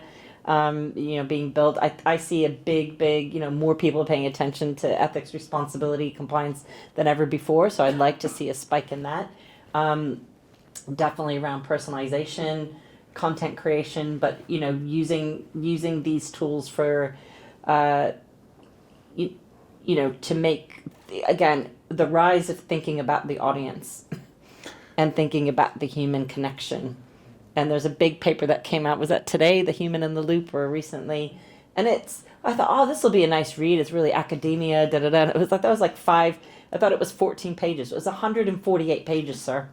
I'll share it with you afterward. I'll share it with it. Yeah. And I'm like, I need to kill some trees and print this, I think, and read this like a book, because what it's about is years of research from major media organization. It's really focusing around the film industry, and you got tie-ins from BFI and movie labs and again, lots and lots and lots of media focused programs that run at universities like Co-Stars and Royal Holloway University, Ravensbourne, King's, and it is around the use of AI in media. And it's so perfect for this, but like what will happen with it? And what I've seen is like the talk of, what about this for production, it's backed off way, because a broadcaster in film, any executive is not going to share something that is not going to really draw a crowd, be at their quality level. These are high standard quality level output, right? So where I'm interested in and where I live and eat, breathe, sleep, innovation, and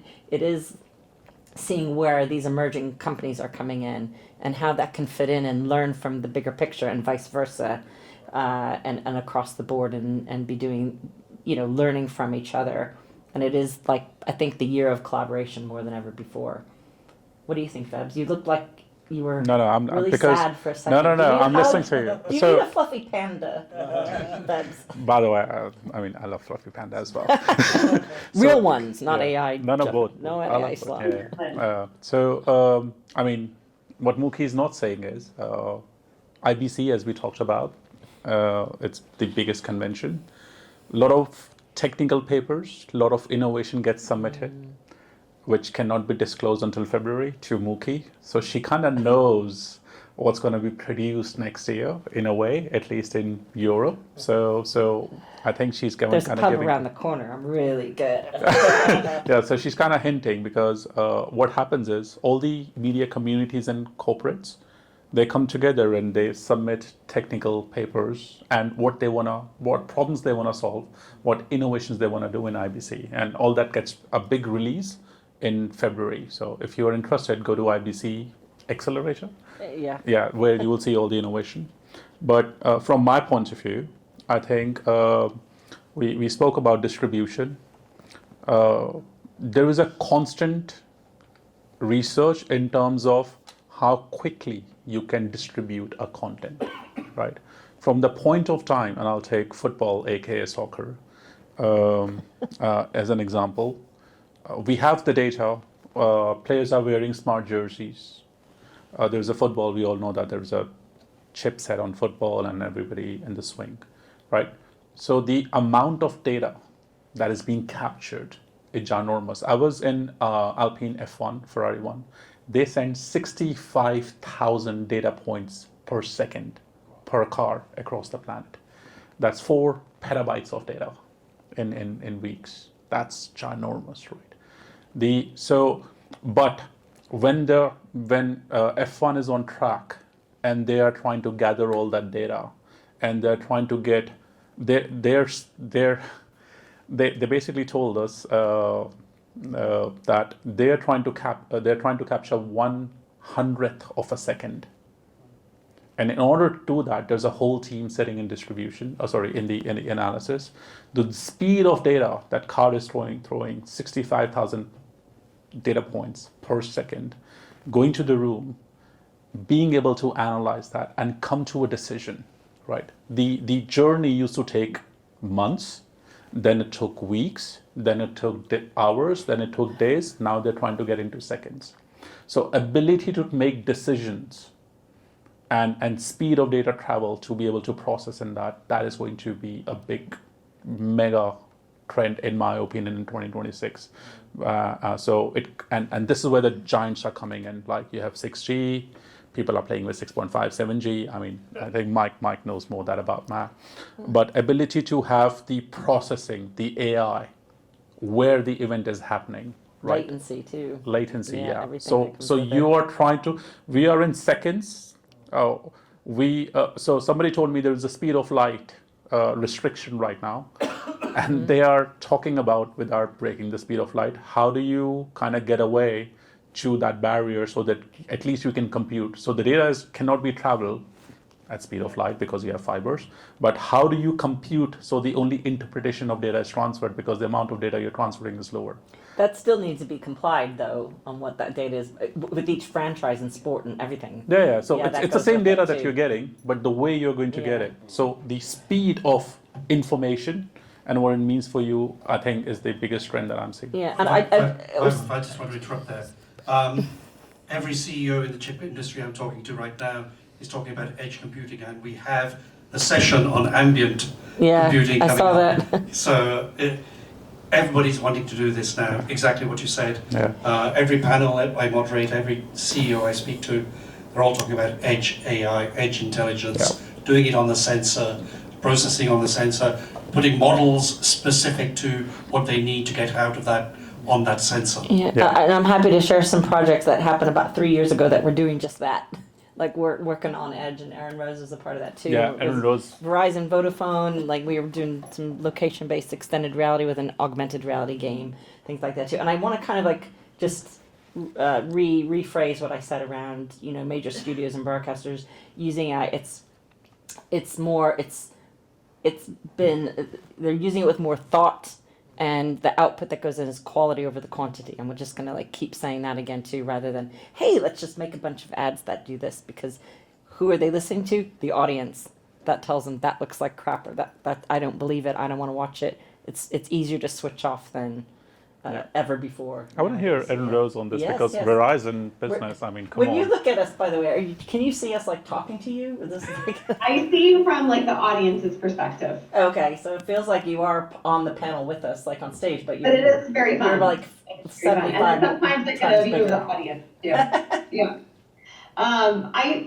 One thing that we haven't talked a lot about today, but I do think that we're going to start seeing show up in 2026 is around IP integration. I mean, you think about like the Disney and OpenAI deal, and just see where, that different IP shows up, whether or not it is a commentator or a friend, a different experience either at a theme park or on your screen. I think we're going to start to see that in 2026. But I also think, again, it is going to be so led right by the consumer of what works and what doesn't. And my hope is that people test very quickly and shift and pivot, once they see something that is and is not gaining traction. But this is also the year where we're really going to start to see all of these ideas that we've been talking about for the last 2 years. And I think ICO is a great example of it, is actually in action with consumers, because we've heard a lot about different AI tech for the last couple of years and how it can be integrated, whether or not that's with sports, regular, narrative media, all of that. But it is really going to be the year where we see it come to be the norm with our consumers. Yeah. I just want to make one last point, and this is me selfish saying ICO.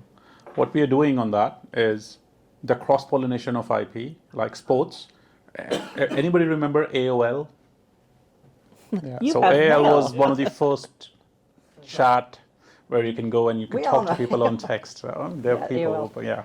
So the first chat messenger was AOL that became popular, and you used to pay $2 to get the avatar that would kind of look like a rabbit or bunny or whatever, and you can use that to text each other, right? We are trying to bring that back in ICO, and we are trying to we spoke to Hello Kitty, we are speaking to Nintendo. So your commentators and people who are giving that voices, how cool it would be if Pandas or Hello Kitty, whatever you want to buy, they become your video commentator, and you're kind of doing that. So that's the kind of something. There's a lot of cross-pollination we are seeing. We're talking to, K-pop artists. We are talking to anybody. Demon hunters? Yeah, demon hunters. Well, we couldn't get there, but we are talking to them. We're trying to talk to them. But anybody, the idea is like the character that you like, that you walk around, whether it's in a merchandise or what you see on the screen, can you adopt them into no matter where you see, like, bringing a companion along. So if you like Hello Kitty, then she would be your sports competitor. She would be the person who is sitting and watching match with you or movie with you, right? So that's the kind of take an IP and move it everywhere. That you also then, are there trust and identity? Who's hiding behind webs? All right. That's another session. So it's like this, before every episode, when I talk to the panel members, and each panel member, and most of them always ask me how long the session going to last. My traditional answer always has been, well, it's supposed to be a 90-minute session, but always goes beyond 90 minutes. And I'm very happy to say the first episode of this year has been already 120 minutes. Very engaging, very engrossing, and of course, 120? very enlightening. Wow. So thanks, Vaibhav. Thanks, Erin Rose. Thanks, Muki, for this great discussion. Someone who spent close to about 3 decades, I guess, a little more than that, in the media. I would say in the last 15 years, media has changed a lot. Probably the definition of media was there earlier. I don't think we have a true definition of media today. It's very converged, it's very sort of wide. And I think, as Mike did point out, I think there are only 2 big contributors to this whole media boom, explosion, what do we call now. One is, of course, the phone camera. And the second one is, of course, the mobile broadband. And obviously, then everything else will come along with it. But these 2 are the biggest phenomenon or empowerment. Look at enter Asia, Africa, the kind of content booming happening at the individual level or at the enterprise level. And in fact, just to take a cue on that, since we're talking mobile broadband, the next episode of Tech Tuesday is going to be on the promise of 6G at the right place, which is GSMA. Wow. So yes, indeed, if you are available, please ask your friends, families, ask them to join the next episode happening on the 27th of January at GSM Innovation. And of course, on the 3rd of February, we are back out here in Reed Smith with a session on ambient computing, which I'm sure is one of the big things happening as well. And just to move on, something which is part of the ritual is we are launching the season 4 of Tech Tuesdays in March 2026, which will probably take us to another 50 odd episodes by then, end of this season 4.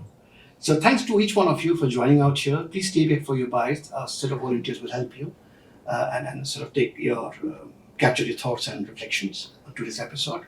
And for details on any upcoming episode, forthcoming news, happenings at Tech Tuesday, follow us across LinkedIn, website, and YouTube as well. Thank you once again. Thanks for coming in. Enjoy the evening. Thank you. Thank you so much.